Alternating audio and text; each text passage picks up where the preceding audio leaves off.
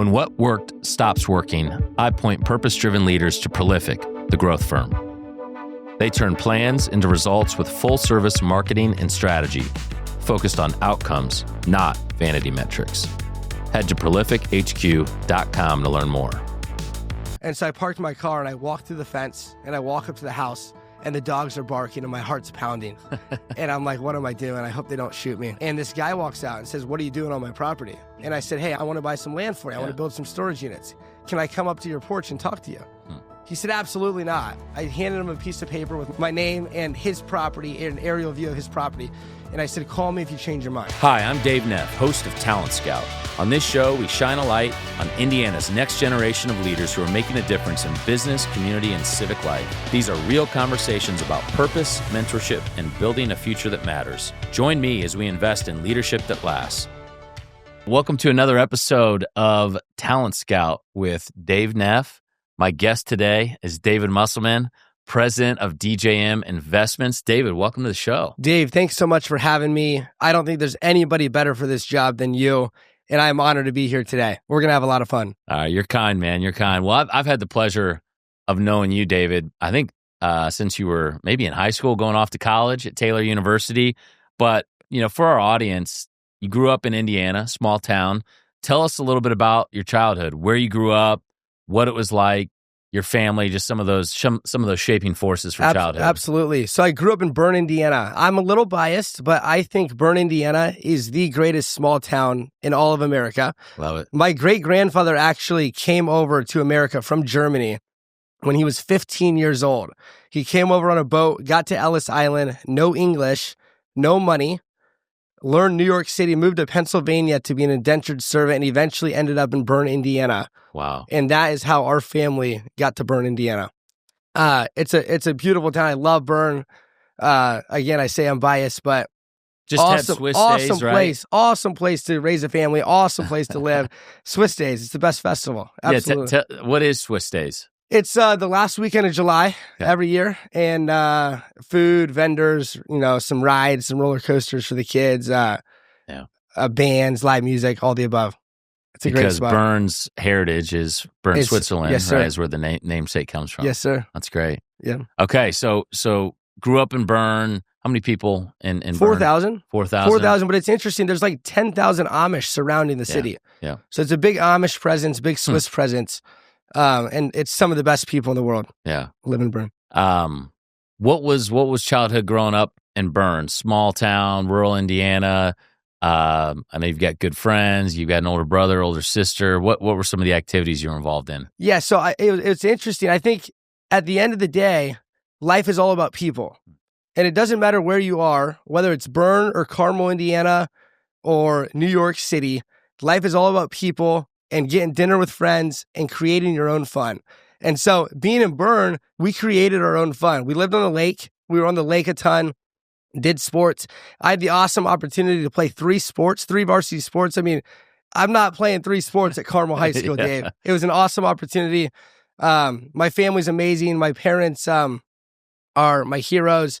My older brother is one of my best friends on the entire world. And I'm really thankful for my hometown. Yeah, that's amazing. And remind me the high school. South Adams High School. So Starfires. Starfires, right? South Adams Starfires. And I'm sure we'll get there later on, but I just named one of my companies after the Starfires, Wow, okay. People say, David Muselman can't close the yearbook. Yeah. But I said I wanted a Starfire self-storage. I wanted the SSS. Yeah. It sounds good.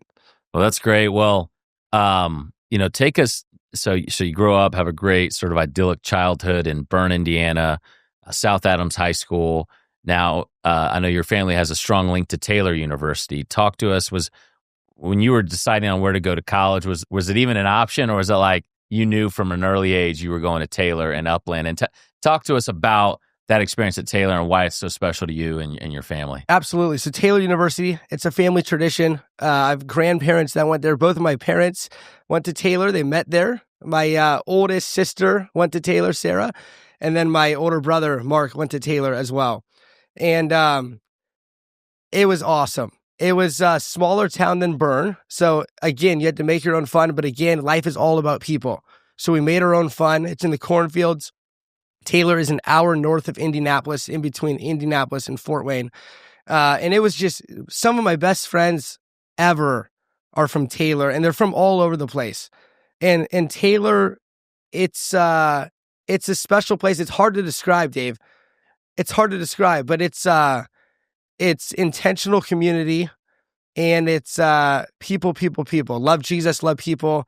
And I don't know if you've heard about what's going on at Taylor, but it's absolutely incredible. No, fill us in. The university, we got a new president a few years ago.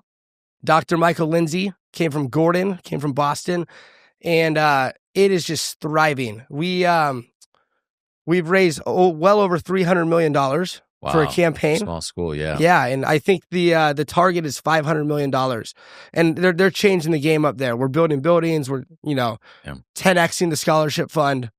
It's I'm really, really, really thankful for the Taylor experience. That's great. Well, I know how instrumental Taylor is to the surrounding area, Upland, Indiana. You guys have an incredible tradition. You hosted me at a couple years ago, the Silent Night game. Yeah. Talk to us about the Silent Night game for those that don't know what it is. Yeah, it's the best tradition in college basketball. Some say Duke, North Carolina. I say Taylor University, Upland, Indiana.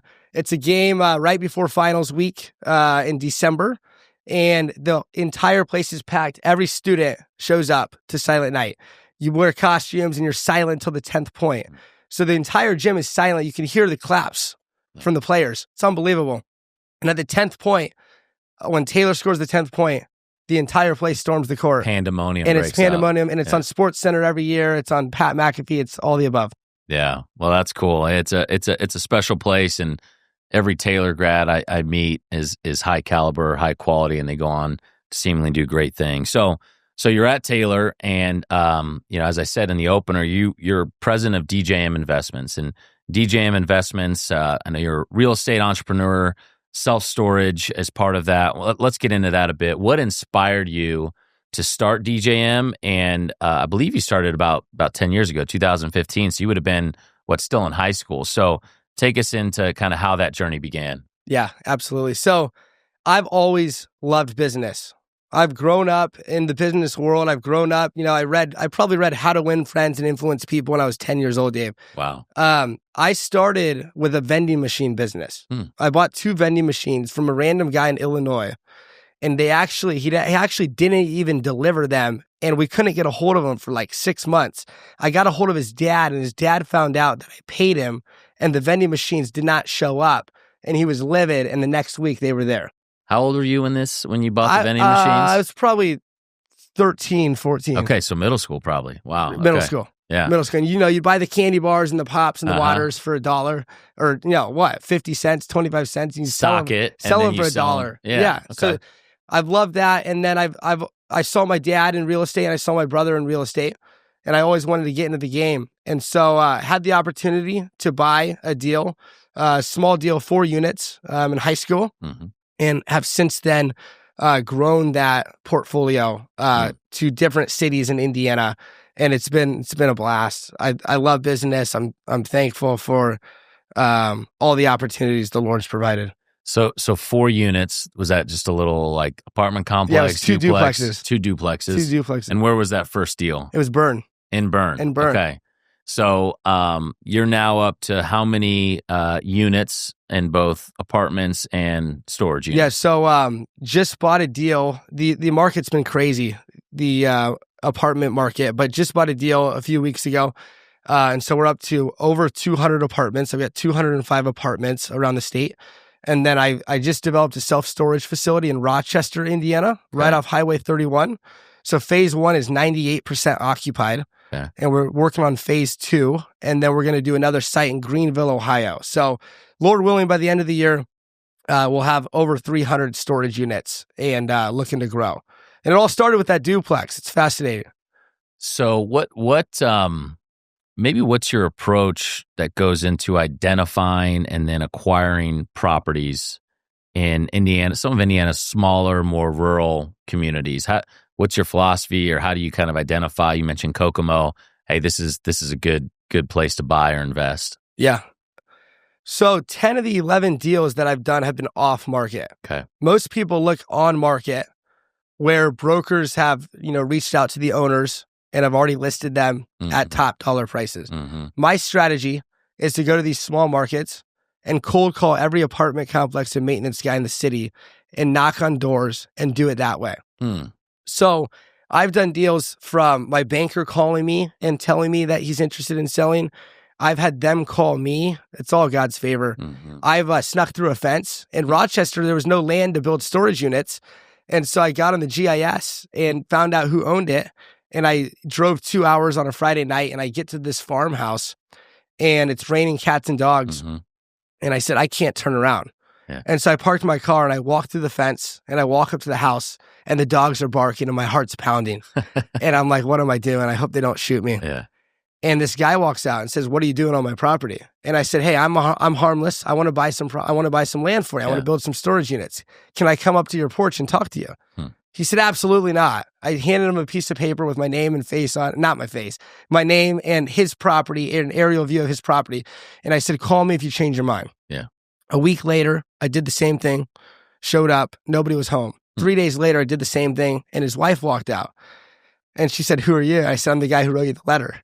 And I said, would you ever sell your land to build storage units? She said, I don't think so, but maybe. I said, great, can I have your phone number? She said, no phone number. Here's our P.O. box. I'm thinking, what am I going to do with the P.O. box? Send them Omaha steaks in the mail and ask them to buy their property? But 3 days later, I had a voicemail on my phone saying, hey, we're interested in selling land to you. Come back in the next few days. We'll actually open the gate for you this time, and we'll talk about a price. And so I go back, the gate opens, and I said, thanks for not shooting me for sneaking through your property. And they said, yeah. This is Rochester, Indiana? This is Rochester, the Zebras? Indiana. The Zebras, I think that's their mascot. Absolutely. So they agreed to sell part of their land to you, and they knew that you wanted to develop self-storage units. What is that? Take us through how that process goes. So now you're an owner of how much land? An acre? Or I don't know. 10 acres. 10 acres. Okay. So you've got and we all have seen, self-storage units driving on interstates over there. And it's kind of like, wow, there's a lot of people out there that have a lot of stuff, right, that they want to store. It's unbelievable. So take us through how one of those comes up. We could do a whole podcast on the storage, how much stuff people have. But no, it's awesome. It was a lot different than anything I have ever done before. I've always bought existing assets. The development industry and the development tactics are a lot different than buying an existing property. So, I had to I acted as the general contractor myself. Could have hired him, but I needed a competitive edge in the market. And so I acted as the general contractor and found all the subs. I got a concrete guy, I got an excavator.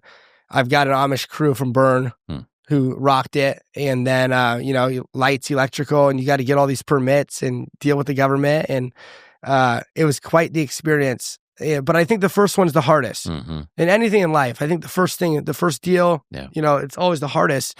And so I'm thankful it probably took longer than expected. But now we're already doing another one in Greenville, and I'm looking forward to many more to come. So that property in Rochester, how many units are on that land? It's 133 storage units. Okay. We're going to build another 120 this summer, and then hope to keep going in phases. And then what was the process? So once it's built, or you're getting close to finishing, how do you market that those are? Is it hey, online, PPO, SEO sort of, or is it you get a billboard? Like what? Yeah, how did you market that we got 133 storage units coming online in Rochester? Bring us your junk. Storage is a lot different than pizza or private equity. You can't just sell. I can't just pick up the phone. I tried, I got a phone book in Rochester and I went through, all the A's, all the B's, all the C's. It didn't really work because if you don't need storage, you're not going to rent a storage unit. So it's really being top of mind when somebody needs storage, who's going to be the first call. So because I knew that, and that was a great wisdom from a guy in Indy who also does storage. But I did it all. I handed out flyers in the local Rochester Walmart, like the New York City guys hand out on the side of the roads. I would put flyers underneath windshield wipers. I taped flyers with the first full month free on every apartment complex door in the city. We did direct mail multiple times. We did Facebook ads. We did Google ads. We did it all. Word of mouth. In the drive-through of the Taco Bell in Rochester, I would ask them if they needed storage. Kind of whatever it takes. And praise God, it's 98%. 98% full. Wow. Yeah. And that opened when? When did those open about a year and a half ago. Okay. All right. Yep. And to rent one for a month is how much? $99 a month? Yeah, and the average is about 100. It ranges from 70 to 145. Okay. That's great. Amazing. And you said another 100 or so units coming in Greenville, Ohio. Yep. Okay. So you live here in Indianapolis, but you're spending a lot of time out on the road. Yeah. To more northern Indiana, but you're branching a little bit. Interstate University, I say, Dave. I'm excited to hear all these Talent Scout podcasts on the road in the future. We'll have plenty of content for you to digest. So, well, a couple of years ago, you were presented with a pretty unique opportunity. I want to say it was summer of 2023, where there was a certain former governor of Indiana, Mike Pence, who was considering a presidential campaign run, also former vice president. And you had the good fortune and opportunity where I believe he came to you and said, hey, would you put your young business career on pause and serve as my body man, essentially, right? Take us into how that opportunity came about, and let's get into a little bit of, what that experience was like. Because I know it was several months, and you've, even though that experience is finished, you've stayed in touch, and there's still opportunities to serve the former vice president as opportunities arise. So how did that come to be? Well, it's amazing. It's fun to look back on and think about how it started to how it ended. And it all starts at Taylor University my freshman year. One of the former presidents of the university invited the vice president to come speak at commencement. This was my freshman year. Would have been January or February before they made the announcement. And there were a few people that didn't believe in the Christian conservative values that the vice president believed in, and they were a little upset. Yeah. And the media took that and ran with it. And the media said, there's a large amount of people who don't want the vice president to come to Taylor University, where he was a former governor, former congressman, and is the current sitting vice president of the United States of America. And I saw those articles, and I said, that is not true. That is garbage. The entire university is fired up to have a sitting vice president come to Upland, Indiana. You've been to Upland. Yeah. It's a small town. It's growing. And President Lindsay's going to, bring it back. But it's a small town. To have the former vice president come to Taylor is a big deal. And so my friend called me and said, hey, do you want to make T-shirts that say, I like Mike with the vice president's face on it? It's classic. I said, absolutely, I'm in. Yeah. And so we got those T-shirts. And I knocked on every college dorm room at Taylor University, and I sold them for $10. They cost $10 to make. I sold them for $10. And I said, we need to show the world that Taylor University is fired up to have the sitting vice president of the United States come to Upland. Yeah. So then those T-shirts and that. How many shirts did you sell? I like well over 100. Yeah. Okay. Well over 100. Yeah. The I Like Mike campaign got some coverage. Yeah. I'm not sure if it was the vice president or one of his staffers, but somebody saw that in DC and they said, we want to meet with those kids. We want to meet with the guys who are supporting us. Yeah. And so I got a call. It was fun. I got a call from the Secret Service and they said, hey, the vice president would like to meet with you, but we need all your friends who you're bringing. We need their social security numbers. And by the way, you can't tell them that they're going to meet with the vice president. Okay. And so I called all my friends and I said, hey, can you just trust me? Can you just trust me? What's your social security number? Yeah. There's a chance we meet with the vice president. There's a chance we don't. We might just see him on the side of the road. Yeah. But we got to wear our shirts and just trust me. It's going to be a cool experience. So after the vice president shook every student's hand at commencement, him and Mrs. Pence came into the back room and met with all of us. It was an awesome experience, once in a lifetime, incredible experience. And this was at the end of your freshman year? This was at the end of my freshman year. Okay. But before that, we were in the room 2 hours with all of his staffers, and they all wanted T-shirts. They wanted the I Like Mike T-shirts. And so I got in touch with them, got all their cards, and shipped them a bunch of shirts, and stayed in touch with some of his key staffers. And one thing led to another. Had the opportunity to be on Fox and Friends a couple days after commencement and some other radio shows and all that stuff. But a year later, I called a staffer, Aaron Chang, great friend to this day. And I said, do you have any intern opportunities on the Trump-Pence 2020 presidential campaign? Oh, wow. Yeah. And he said, yeah, let's put you on the road. We'll put you on the advanced team. and we'll send you out a week in advance to wherever the vice president goes, and you can plan the logistics and operations for his travel. This is when you're 20 years old. I was 20 years old. Yeah. I just finished my freshman year in college. Yeah. This was after my sophomore year. So it would have been summer of my sophomore year of college. And mid-COVID too. Oh, yeah. That's right. So mid-COVID, so everybody's wearing masks and everything. Yeah. But one thing led to another. And, before I knew it, I said yes. And I had a White House phone and a White House email, and they were flying me all over the place. And I was the airport motorcade guy for most of it. So I worked with the Secret Service and planned logistics from the moment the vice president stepped off Air Force Two to the moment he stepped back on. And it was a once-in-a-lifetime experience. That summer was amazing. And then obviously the election was in November. And I said, hey, if I would be willing to take a semester off of college, would you need me and use me? And they said, absolutely. And I'm really glad I said yes. I was really contemplating that because I love my friends. I love college. Yeah. But it was an absolutely awesome experience. So you extended the internship from that summer, and what should have been your first semester of junior year, you were still working with Vice President on the campaign trail. Okay. Yeah. Yep. Had the opportunity to go to the Republican National Convention, the vice presidential debate, the VP against Kamala Harris. It's just unique, once-in-a-lifetime experiences that I'll never forget, and Lord willing, I'll tell my grandkids someday. Thanks for joining us here on Talent Scout. We're going to take a quick break to hear from our sponsor, so stay tuned. Most organizations hit a point where growth stalls. The message blends in, the site stops converting, pipeline softens. That's when I tell leaders about Prolific, the growth firm, for purpose-driven leaders. Through full-service marketing and strategy, they clarify the story, rebuild your go-to-market, and drive sales. Most importantly, Prolific holds itself accountable to the metrics that matter to you. If you're ready for your next growth stage, learn more about Prolific at prolifichq.com. So then fast forward a few years, you end up finishing out your degree at Taylor, right? You've moved to Indy, you're working on real estate, but then you get a call about this opportunity to be body man, right? For Absolutely. The soon-to-be presidential candidate, Mike Pence. This was 2023. Was that, so you had obviously built up some trust. You'd spent, better part of 9 months working with former Vice President Mike Pence. So was he just naturally first call, like, I'm going to call David? No, I don't think so. Okay. I don't think so.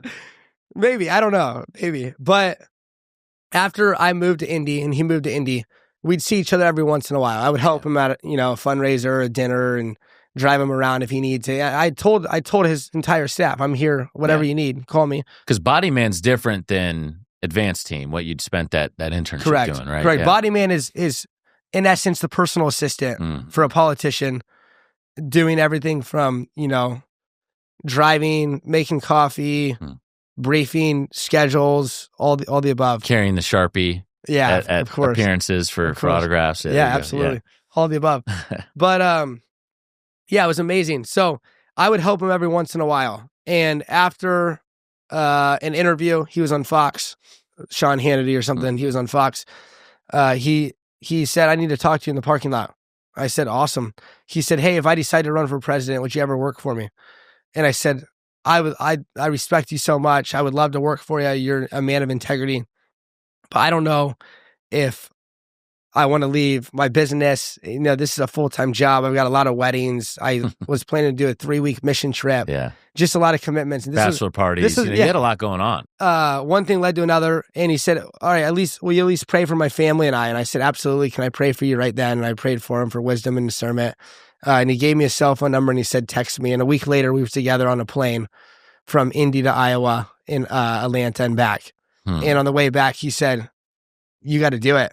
Come on. And he said, you're 24 and you're single. It's going to be an awesome experience. And I say that story in a humble way. I don't want to act like I wasn't going to do it or anything. I just had other commitments. And when I say yes, I want it to be 100% yes. And so I prayed about it and thought about it. And I gave him my yes in the next, 6 to 10 months, all day, every day, besides Sundays. All over the place. How many flights in that 6-month, 8-month window? Probably a couple hundred plus. Wow. Yeah, I saw half the counties in Iowa, probably more than half the counties, from Napa Valley to Aspen to Chicago to New York to Fox News interviews and all the above. And I can't say better things about the Vice President and Mrs. Pence. They are the best people to work for. They are unbelievable. And it was an experience that I'll never forget. And he's a good man. I still consider him a good friend today. Yeah. Well, that's incredible, David. Tell us, I mean, you probably had to see so much of the country, right? Just over those 6 to 9 months. What are some of the headlines as you reflect on it in terms of just things that you learned or observed, right? Meeting all these people. Would love to hear who are some of the more interesting or fascinating people that you got to cross paths with, being his body man. Just take us inside kind of what that was like. Yeah, it's cool. And it's, there's so many stories I could tell you. We could do an entire podcast about it. But the VP is such a good man. And a takeaway that I like to tell people is he's actually hilarious. And we laughed every day. I mean, we laughed and we joked back and forth every day. And here's a story. We were in a diner in Iowa, middle of nowhere, Iowa, north of Des Moines. And he's going around talking to people. And this guy / protester comes in and, says a bunch of 4-letter words, says, we don't want you in Iowa, and starts yelling at him and screaming at him. And he doesn't yell back. He doesn't walk away. He looks around at the people in the diner. He looks at the media and he says, I'll write that down, guy, I'll write that guy down as a maybe. And the whole place erupts. And so it's just stuff like that where you can't take yourself too literal. Yeah. He had a mission to win. You can't take yourself too literal, and you can't make everybody happy. But the persistence that I saw from him and the sense of urgency, I think those are the big takeaways. When you want something, when you feel called to something, you got to do everything it takes to go get it. Wow. And did I hear he has the gift of impersonations? He does. Yeah, he's funnier than people might realize. Oh, he's hilarious. Talk to us about, I'm sure you had to meet a bunch of governors, CEOs. Who's an interesting person or two you met? Yeah, that's a great question. Yeah. All over the place. I mean, I met, all the other candidates running, interacted with them a decent amount, met a lot of governors all over the place. A lot of business guys were my favorite in different meetings from Chicago to New York. But I really enjoyed meeting the Hoosiers. Yeah. I'm from Indiana. Yeah. I've been blessed to meet a decent amount of people in Indiana, but meeting the Hoosiers that the VP interacted with was one of my favorite parts. Who's one that left an impression on you? A Hoosier business leader. Yeah. Well, the VP is good friends with a lot of people. I knew him before, but Chuck Sirac from Fort Wayne is a good friend. And anytime I was with the Vice President, Chuck, it was always special times. And my relationship with Chuck started at Taylor University. I say everything comes back to Taylor University. Chuck has been incredibly generous to Taylor over the last few years. Founder of Sweetwater Sound. Yep, in Fort Wayne. 45 minutes north of Berne. And so I had never met Chuck growing up. But when I got to Taylor senior year, he was at some meeting at Taylor or some fundraiser. And I walked up to him and I started talking to him. I said, I'm David Muselman. I've heard so many great things about you. Thanks for all you do for the community. And we had a great chat, 30 minutes. And that has led to a really fun relationship. He's taken me up in his helicopter. And I know it's one of his businesses. He's got a helicopter business. Sweet aviation. Yeah. So I think, I could give you a lot of names, but meeting the Hoosier business leaders was some of the best parts. That's incredible. Well, you clearly, at still a young age in life, have learned the art of just say yes to as much as possible, right? And it's opened so many doors and opportunities and relationships that continue to get presented. But you represent Gen Z, right? I'm a millennial, older millennial, and people used to give us a lot of gruff when we were in our 20s of our pros and cons, and they're lazy or entitled or all this or that. What should our listeners know about Gen Z? This is part of the IBJ Media Network, so we've got all ages listening. But what is it about Gen Z, and how is your generation uniquely wired in the workplace? Yeah, I think Gen Z is extremely passionate. And not everybody, but not all the millennials are extremely passionate either. Yeah. So I think Gen Z really desires the authentic relationships. Yeah. I think they can sniff through the the fakeness in a lot of areas. And I think Gen Z is willing to work and willing to get stuff done. And like you talked about with the yeses, I think people are open to saying yes. And people are open to becoming lifelong learners. Yeah. And like, investing in the stock market or anything with compound interest, the eighth wonder of the world, I'm a firm believer in the idea that yes is compound. Yeah. When you say yes to one thing, you never know what's going to happen with that yes and where the Lord can take you. Yeah. So I think Gen Z is, obviously we have to be the future because we're the youngest. Yeah. But I think Gen Z's fired up, and Gen Z is going to do some really cool things. And they don't all just want to be influencers. No. Correct. Okay. No, we were talking about that before the show. Yeah, want to dispel that myth just with the rise of social media influencers who knew that was a career 20 years ago. It's unbelievable, isn't it? It seems to be amongst a lot of young people their number one desired career goal. And I also think there is a desire. I mean, you see these guys going to Harvard Business School. They're not going to be consultants. They're going to buy plumbing companies. Yeah. I think there's a desire for ownership, and obviously there's going to be a lot of wealth transfer in the next 10, 20 years. But, I think maybe a humility, not a humility, but maybe a humility as in, who cares? Back in the day, people would look at plumbers and plumbing companies as something you wouldn't want to do. Yeah, non-sexy businesses. Yeah. That's the future. Yeah, yeah. It's insulated from AI, for sure, at least at this point. Well, talk to us about a mentor too, maybe non-family. I know your father has had an instrumental impact on your life, but who's a mentor that really believed in you and maybe changed your paradigm for what's possible? Yeah. So my dad and brother are my best friends. Yeah. Outside of family, I went to a Christian summer camp called Kanakuk. I'm not sure if you've heard of it, but worked there after my freshman year of college. Met some of my best friends all over America at Kanakuk. And they challenged us one morning that they said the difference between guys who come back on fire for the Lord and on fire for anything in life, really, is those who have mentors. I know you're a big proponent of mentors, Edge back in the day. So that encouraged me and inspired me to find a mentor. And I think it's cool. I think it's great to have mentors in all areas of life. And so I've got, some business mentors. I've got a faith mentor. I've got, different aspects of life. But really the mentor-mentee relationship that I love the most is a guy from Dallas named Kyle Martin, who runs a ministry called Time to Revive in Dallas, Texas. And I know you're not supposed to do this, Dave. You can laugh at me, but I called him up and explained the situation and said, hey, I want to grow. I want to be like you. Will you be my mentor? I know, a lot of people say, don't ask somebody to be your mentor. I'll be direct. I just said, will you be my mentor?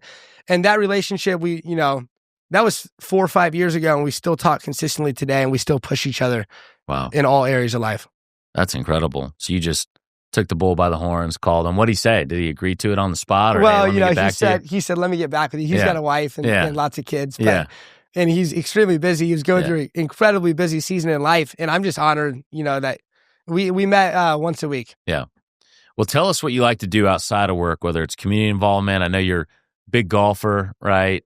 You love the Pacers. We just had an epic run. I'm heartbroken. I'm still heartbroken. Yeah. Talk to us about some of those just hobbies or community involvement. Yeah. So I love people. Yeah. I'm a people person.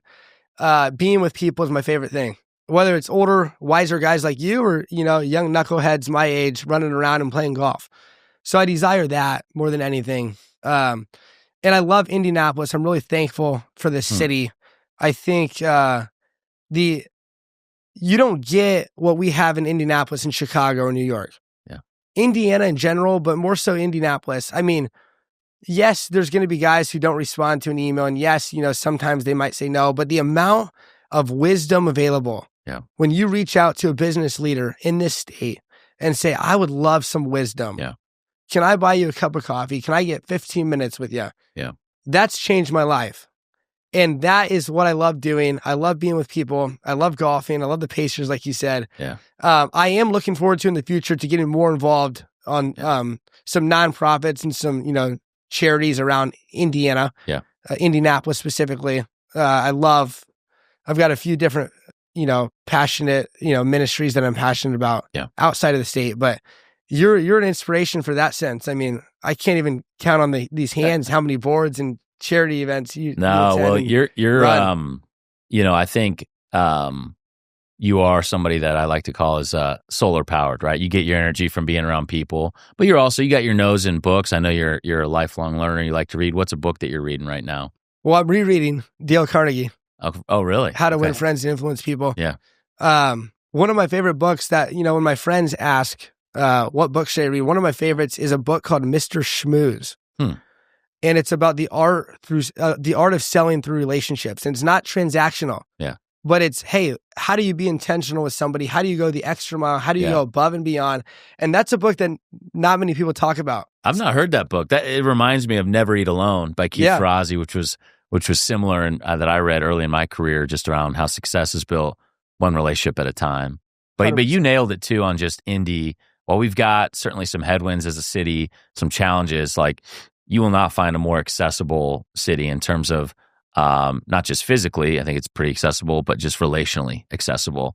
And if you're thoughtful with your approach, not just hey, will you meet with me for an hour? I want to pick your brain sort of email. But, you find sort of some common ground, an angle, you're persistent, maybe don't take the first no, that make them tell you no 3 times sort of thing. Like you can get time with most anyone in this city, in this state, really. And that is, I think, a testament to Hoosier hospitality. We're the best host city in the world, in my view. And so that's... And I'm proud to be from Indiana, dude. Yeah. And like at summer camp, when I had friends at Dallas and friends from Florida and in California, and they'd say, Indiana, what's in Indiana? I said, don't talk bad about Indiana. You've never been to Indiana. Yeah. Let me show you Indiana. And their minds are blown every time. That's great. Well, we need as many ambassadors and advocates for the state, and you do a phenomenal job at that. Well, a couple more questions here as we wrap up. What would be your best piece of advice for someone out there listening who's early in their career and just trying to find that spark? Sense of urgency. I think a lot of people wait. Mm-hmm. I think one of the most important things in life is the sense of urgency and doing it now versus tomorrow, or doing it now versus next week. Yeah. Like I was talking with a friend the other day. I have like 3 text messages, notifications in my phone. And a lot of guys have 347 text messages. It's not that hard to respond now. Yeah.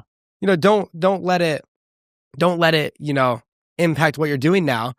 But some of the most successful guys I've ever met respond within 3 minutes of when I text them. Yeah. And not just texting, but you want to buy a real estate deal? Try to do it now. Try to do it, in the next 6 months. Mm-hmm. There's no better time than now. Yeah. And a lot of people, love to read a lot of books. I'm not discounting that. There's incredible books and podcasts and all that stuff. But I think you got to default action and default yes and do it now. Well, knowing you live that out, and it's been fun to watch your journey, man. I'm excited for your future. What's something you're looking forward to just in the city? We've got some new hotels going up, some events coming to town. What's something that you're high on right now in Indy? I'm excited to see the return of downtown. I'm 26 years old. Yeah. And a lot of my friends are in Fishers, Carmel, Westfield. Yeah. And as the late and great Jim Morris always said, you can't have the great suburbs without the great heart. Yeah. And I really... Can't be a suburb of nowhere. Exactly. Right? Yeah. Exactly. Yeah. You know better than I would. But I really hope downtown comes back. And I hope guys and girls my age are fired up about living downtown. Yeah. And I think we're on to something. Yeah. And there's a lot of development going on, but we'll see what happens. Well, it's been a pleasure having you on.